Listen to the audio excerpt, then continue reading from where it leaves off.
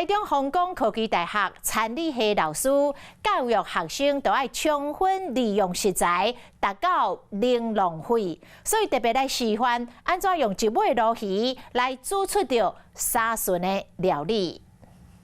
鲈鱼经过烹料生过，用油鼎给煎甲滋滋叫，含青菜斗搭做伙。一般芦笋、鱼仔、煎菜地当烹上桌，烧落来甲鱼仔肉放去烧汤内底，豆豆给煮好熟，安尼汤嘛较袂讨济。再来加炒橄榄油，用割椒机给加加咧淋伫鱼仔肉顶。一般地中海式的脆鲈鱼就做好咯。